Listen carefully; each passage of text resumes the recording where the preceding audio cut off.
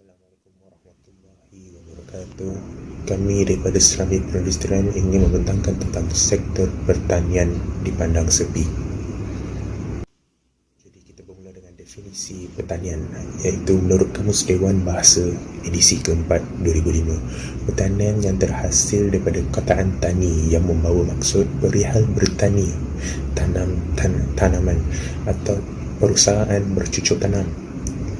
Pertanian merupakan satu bentuk kegiatan penanaman tumbuhan dan pokok-pokok yang boleh membawa hasil kepada manusia. Sumber ini merupakan salah satu ciptaan Allah SWT kepada manusia sebagai punca rezeki yang boleh dikategorikan kepada beberapa jenis penghasilan seperti sumber makanan, bahan mentah untuk pembuatan rumah, perabot, alat tulis, kertas dan pelbagai lagi. Pandangan Islam terhadap pertanian. Yang pertama, hukum pertanian menurut Islam. Yang kedua, pertanian juga merupakan satu ibadah. Di dalam Islam, pertanian merupakan salah satu daripada pekerjaan yang mulia dan amat digalakkan oleh Allah SWT dan Rasulullah SAW. Banyak ayat Quran yang menyebut tentang hasil tanaman dan buah-buahan yang berbagai. Dari segi akidah pula, bidang pertanian dapat mendekatkan diri seseorang hamba kepada Allah SWT. Ini kerana tanda kebesaran Allah SWT dapat dilihat dengan jelas dalam proses kejadian tumbuh-tumbuhan atau tanaman. Apabila seseorang itu melakukan aktiviti pertanian, ia akan lebih membuatkan seseorang itu memahami hakikat sebenar bertawakal kepada Allah SWT yang berkuasa menghidupkan dan mematikan. Jika Allah SWT tak adakan sesuatu tanaman itu hidup, tanaman itu akan hidup dan tidak akan mengecewakan petani. Namun, jika Allah menginginkan sebaliknya, maka itulah ketetapan takdir Allah SWT terhadap si petani itu.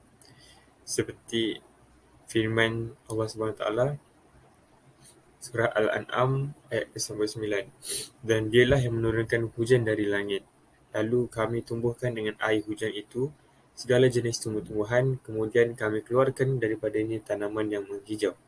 Kami keluarkan pula dari tanaman itu butir-butir buah-buahan yang bergugus-gugus, dan dari pohon-pohon tamar iaitu kurma, dari mayang-mayangnya kami keluarkan tandan-tandan buah yang mudah dicapai dan dipetik. Dan kami juga jadikan kebun-kebun dari anggur dan zaitun serta delima yang bersamaan bentuk, rupa dan rasanya dan yang tidak bersamaan. Perhatikanlah kamu pada buahnya apabila ia berubah dan ketika masaknya. Sesungguhnya yang demikian itu mengandungi tanda-tanda yang menunjukkan kekuasaan kami bagi orang-orang yang beriman. Hukum pertanian menurut Islam terbahagi kepada tiga, iaitu ada tiga, iaitu fardu ain, fardu kifayah dan wajib. Hukum fardu ain akan terjadi jika dengan pertanian sahaja seseorang itu mampu lakukan untuk mencari nafkah bagi dirinya dan keluarganya. Sebagai contoh, dalam satu keluarga itu, contohnya seorang bapa, dia hanya pandai dalam bidang pertanian. Jadinya, hukumnya adalah fardu ain untuk dia mencari nafkah dirinya dan keluarganya dari sumber pertanian. Keduanya adalah fardu kifayah, iaitu apabila ada ramai petani yang mampu melakukan usaha demikian, maka terjadi fardu kifayah kepada sesiapa sahaja yang melakukannya untuk kepentingan orang awam. Petani tersebut perlu mengeluarkan bekalan yang mencukupi untuk semua. Ketiganya ialah wajib. Hukum wajib jika seseorang itu ada kepakaran dalam salah satu bidang pertanian dan tiada seorang pun yang pandai, maka hukum dia mencuburi bidang pertanian adalah wajib. Kebanyakan fuqaha Islam berpendapat bahawa bidang pertanian adalah lebih afdal atau utama di sisi agama Islam berbanding perniagaan dan perusahaan atau perkilangan. Keadaan ini kerana manfaat pertanian lebih meluas dan kepentingannya tidak dapat dinafikan sebagai bidang yang terpenting kerana tanpanya atau tidak mencukupi akan huru-hara dunia. Rasulullah SAW menjelaskan kepentingan pertanian di dalam sabdanya yang bermaksud adanya kiamat tiba dan pada seseorang daripada kamu ada sebatang anak kurma, maka hendaklah dia tanpa berlengah-lengah lagi menanamnya. Hadis riwayat Imam Ahmad. Hadis ini menggambarkan kepada kita terlalu pentingnya bidang pertanian sehinggakan hampir kiamat pun digalakkan lagi bercucuk tanam oleh Rasulullah SAW. Ini menunjukkan bidang ini tidak boleh diabaikan sama sekali kerana ia adalah penyumbang utama kepada kehidupan manusia. Seterusnya, pertanian juga merupakan satu ibadah. Bidang pertanian adalah satu jalan untuk mendekatkan diri seseorang hamba itu dengan Allah SWT bagi mereka yang menceburi bidang ini. Di samping mendapat pendapatan yang halal lagi mulia, Allah SWT menjanjikan ganjaran pahala kepada golongan yang mengusahakannya di atas setiap satu tanaman yang ditanam. Setiap satu tanaman yang ditanam, seseorang itu akan semakin dekat dengan Allah SWT seperti sabda Rasulullah SAW yang bermaksud, tiada seseorang Muslim pun yang bertani, lalu hasil pertaniannya dimakan oleh burung atau manusia atau binatang, melainkan dia akan menerima pahala di atas hal itu. Hadis riwayat Bukhari dan Muslim.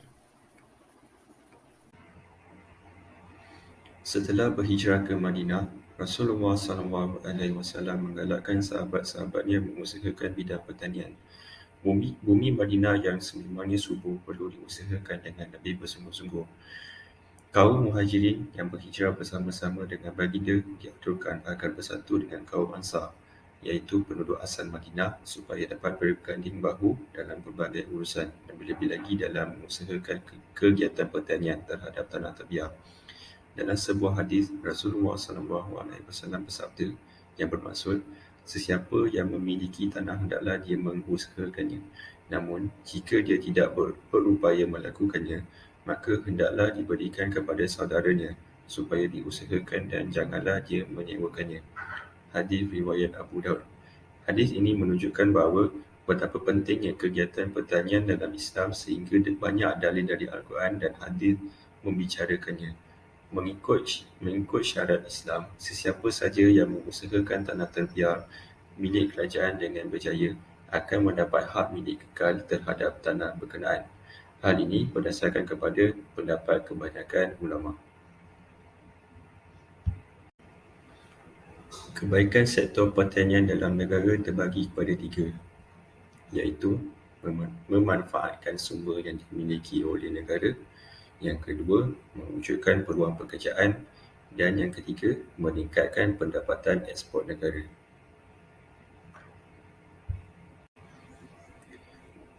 Mengapakah sektor pertanian dipandang sepi? Golongan muda amat obses mengejar pekerjaan kejaya yang glamour dan berstatus tinggi di mata mereka seperti kejaya dalam bidang kejuruteraan, perubatan, teknologi maklumat, automobil, seni bina, pendidikan serta pengurusan dan pentadbiran. Mereka lebih memilih kejaya sedemikian kerana beranggapan akan dipandang tinggi oleh masyarakat, berpendapatan tinggi dan stabil serta peluang kejaya yang lebih menarik dan terjamin. Kursus-kursus yang berkaitan kejaya tumpuan menjadi pilihan utama pelajar-pelajar di IPTA dan IPTS. Kursus yang berkaitan dengan sektor pertanian menjadi pilihan yang tidak popular dalam kalangan pelajar. Berbagai perspektif dan pandangan negatif golongan muda tentang sektor pertanian sehinggakan mereka tidak berminat melibatkan diri dalam sektor tersebut. Menurut Menteri Sumber Manusia, iaitu Datuk Seri Muhammad Saravanan berkata, hanya 2,982 daripada 18,547 kekosongan yang wujud dalam sektor pertanian telah diisi tahun lepas. Beliau berkata, statistik Sistem Insurans Pekerjaan Pertubuhan Keselamatan Sosial iaitu SIP Perkeso itu menunjukkan sektor pertanian masih kurang diminati dalam kalangan pencari kerja yang majoritinya terdiri daripada lepasan sekolah dan siswazah. Mungkin inilah masanya bagi sektor pertanian menjadi lebih kreatif dan menjenama semula pekerjaan untuk menarik perhatian golongan belia, katanya dalam ucapan pada Majlis Perasmian Karnival Kejaya Agro Moditi 2021 yang diadakan secara maya hari ini. Selain itu, sektor pertanian dalam kalangan anak muda dalam pertanian adalah amat penting kerana ianya adalah peluang keemasan bagi mengurangkan pengangguran belia. Ia bukan sahaja dapat menaik taraf kehidupan, bahkan pemangkin mengurangkan pergantungan negara pada tenaga kerja asing, memastikan bekalan makanan selamat dan meningkatkan eksport negara. Namun, belia pada masa kini seperti kurang bersemangat untuk menceburi industri ini kerana ianya dilihat kurang menguntungkan hingga menjadi jalan terakhir kepada mereka yang kurang berprestasi dan tidak dipandang tinggi masyarakat. Kurangnya galakan menyertai aktiviti pertanian daripada keluarga juga menjadi penyumbang kepada remaja hari ini untuk melibatkan diri dalam aktiviti pertanian. Mereka lebih cenderung menggalakkan anak mereka menjadi seorang peniaga dan lain-lain kerja berbanding seorang petani moden yang berwawasan. Mereka menganggap bahawa aktiviti pertanian tidak akan berkembang mengikut arus pemodenan, tetapi teknologi pertanian semakin canggih dari semasa ke semasa. Selain itu, remaja pada masa kini merasakan bahawa aktiviti pertanian hanya akan membawa kepada kemiskinan dan kepenatan kepada diri mereka. Tetapi, mereka tidak menganggap bahawa aktiviti pertanian akan mendatangkan hasil yang lumayan sekiranya diusahakan secara istiqamah dan bersungguh-sungguh. Aktiviti pertanian mungkin mendatangkan kepenatan, namun aktiviti ini akan membawa kepada kesegaran dan menyihatkan tubuh badan seseorang itu. Punca lain yang menyebabkan sektor pertanian dipandang sepi adalah kerana sesetengah individu menganggap bahawa bekerja di sektor pertanian ini sebagai bahaya, kotor, sukar dan hina serta mereka yang terbabit dalam sektor ini dianggap menerima gaji rendah dan tidak menjanjikan masa depan yang baik. Persepsi ini mungkin antara sebab menghalang generasi muda membabitkan diri dalam sektor pertanian. Kebanyakan sekolah di Malaysia tidak menawarkan mata pelajaran sains pertanian pada peringkat sekolah rendah dan menengah. Subjek pertanian ini hanya mata pelajaran elektif untuk Sijil Pelajaran Malaysia (SPM) bagi beberapa sekolah. Malah, pelajar yang mengambil mata pelajaran sains pertanian di sekolah menengah atas terdiri daripada pelajar yang mempunyai kebolehan akademik yang sederhana. Sektor pertanian, Malaysia tidak akan maju selagi pertanian dianggap sebagai penanaman dan pemeliharaan ternakan semata-mata dan tidak dianggap sebagai satu jenis keusahawanan dan perniagaan. Dalam meniti arus kemodenan hari ini, sektor pertanian di dalam negara seringkali dipandang enteng dan tidak mendapat perhatian oleh pentadbir negara. Malahan, masyarakat konvensional masih mempunyai stigma fikiran bahawa pertanian adalah suatu pekerjaan yang kuno dan tidak mendatangkan hasil yang lumayan. Perkara ini menjadi faktor-faktor yang membantutkan usaha bagi meningkatkan kemampuan industri tani domestik menjadi salah satu pemain utama dalam ekonomi negara. Untuk makluman semua, pertanian merangkumi aktiviti perladangan, sawit dan getah, penanaman sayur-sayuran dan buah-buahan, serta penternakan ayam, lembu dan hidupan laut seperti ikan dan udang. Persoalannya, apakah langkah-langkah yang perlu diambil bagi memajukan sektor pertanian di Malaysia? Terdapat 4 langkah untuk memajukan sektor pertanian di Malaysia. Yang pertama ialah mengubah kaedah pertanian menggunakan teknologi terkini. Yang kedua, memberi bantuan insentif dan bengkel kemahiran. Yang ketiga, menggalakkan pengguna membeli produk tani tempatan. Dan yang keempat, membuka kawasan pertanian baru. Assalamualaikum warahmatullahi wabarakatuh. Saya Ahmad Fikri bin Abdul Manap. Saya ingin menerangkan lagi tentang langkah-langkah untuk menaikkan sektor pertanian. Yang pertama ialah memberi bantuan insentif dan bengkel kemahiran.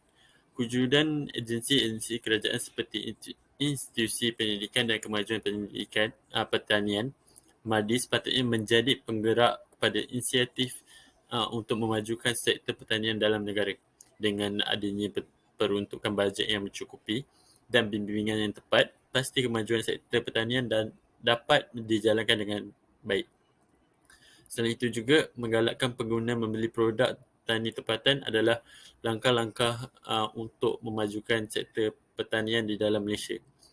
Jika dilihat pada sudut geografi, Malaysia dikurniakan sumber seperti air dan tanah yang sesuai dan cukup menjadikan sektor pertanian sebagai salah satu industri utama dalam negara. Oleh itu, sebagai rakyat yang cinta akan negara, perlu sedar kita berkemampuan untuk menghasilkan bekalan makanan domestik kita.